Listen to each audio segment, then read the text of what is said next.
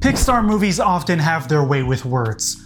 And with our tears. Inside Out 2 is one of Pixar's best movies in years. I loved it when I saw it on opening day in theaters, and I loved it again when I rewatched it on Disney+, which I found to be a very therapeutic experience. And one of the reasons that many people connected to Inside Out 2 is its depiction of anxiety. Anxiety is in her own way the antagonist of Inside Out 2, but she's by no means a villain. Because at the end of the day, she means well for Riley. I found myself deeply connected to Inside Out 2 and its themes because I have struggled heavily with anxiety for a couple of years now. It's a big part of my life, and it's something that Inside Out 2 helped me cope with when I watched it. This will definitely be the most personal and vulnerable of all my videos, but bear with me here, there's a lot to talk about. I want to say that by no means am I coming from a psychological expert perspective here. I'm only 22 years old and just someone who loves movies. I'm just here to connect the personal with the cinematic and show you,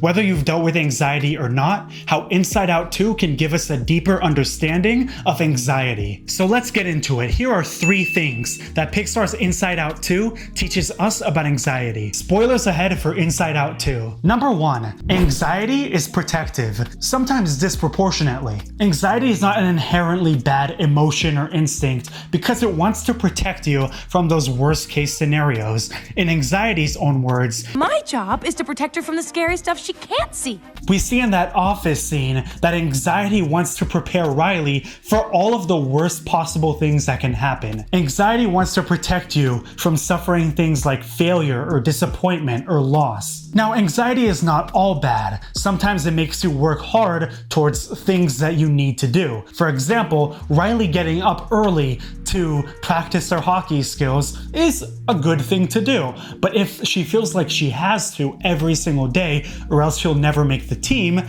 that's a little off the rails. And that's where we get to this part that anxiety's protectiveness can often be disproportionate. Anxiety often makes irrational connections between 2 things. For example, in Riley's case, if I'm good at hockey, I'll have friends. Or if I make the team, I won't be alone all my high school life. When perhaps in both those instances, those things aren't strictly connected. I can relate to that reflecting on my own life because I often notice anxiety wanting to protect me from negative emotions like failure or humiliation. But sometimes anxiety imagines that the worst possible consequence for something is definitely bound to happen when it's often a thought that's not based in reality at all. Number 2, anxiety can be constant. Sometimes when something is really important to you, then anxiety can make you worry or obsess over certain things. I've noticed that in some days where I have a lot on my plate at work, or there's a lot of thoughts on my mind in general, anxiety is a lot more active because it wants me to act more now to avoid regret later. In Inside Out 2, anxiety convinces Riley it has to practice more and more and spend more time with the star kids every day, or else she won't be good at hockey and she won't make a good impression on the rest of the teammates. Anxiety also makes Riley obsess in her sleep about how well she's doing and makes her even get up and break into her coach's office to check the notebook.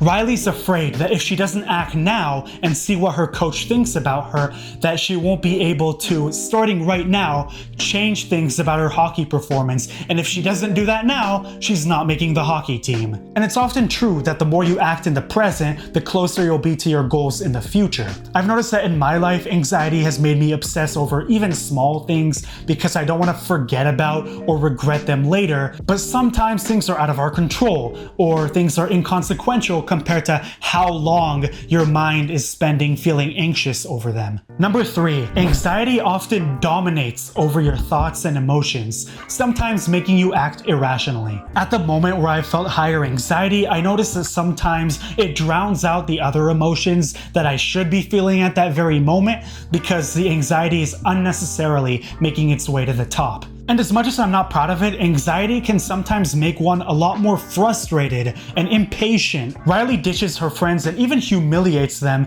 in front of the people who will be going with her to high school because she wants to fit in with them because she'll be spending time with them at school throughout the next 4 years. Riley is often a good friend, but the fear of these negative consequences make her act cruelly to her friends. The movie lets us understand Riley's panicky response to new and frightening situations. Without ever showing her as a bad guy or a bully bully, but very much showing them as mistakes on her part that she should apologize for, and ultimately she does the right thing. The movie doesn't make excuses for Riley's behavior, but also made me empathize with her. During the scrimmage in the third act of Inside Out 2, Riley's anger really gets the best of her because she's furious that she's making all these mistakes out of her erratic performance in the game. Anxiety has turned Riley's favorite thing into a very high-stakes, scary situation for her, when really, if she just focused on the game at hand, she'd probably be playing much better and show the coach the true extent of her skills. But whether it's tryouts for a sports team or a job interview,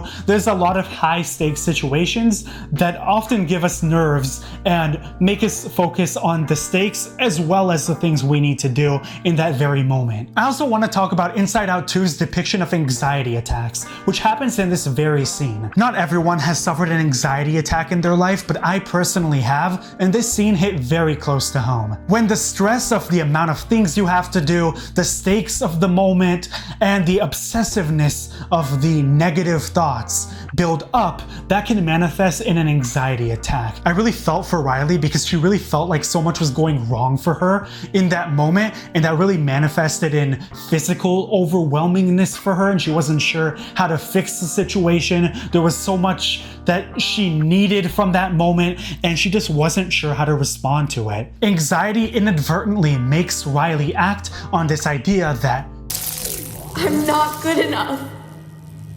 What? And sometimes when your mind's telling you you're not good enough, you have to get in touch with your emotions like Riley does and say, I'm doing my best. Inside Out 2 is a family film that has a really strong moral for people like me who have dealt with anxiety. We're good people at heart, but we have flaws and shortcomings. We're good friends, but we can also be bad friends sometimes. We succeed, but we also make mistakes. We're strong, but we need help sometimes. There's a time and place for what we like to call anxiety, to focus on the things we can control to ensure the best future for us. And what's best sometimes is to focus on what's happening and what we can control right now. And if we're gonna be okay, which is probably the case, let's let our other emotions steer and give anxiety a nice reclining chair for now. Inside Out 2 was a really emotionally impactful experience for me, and it goes to show yet again that Pixar's movies have themes that are aimed for the universal human experience and people of all generations. Thank you all for watching. I've talked a lot in this video about things I've never really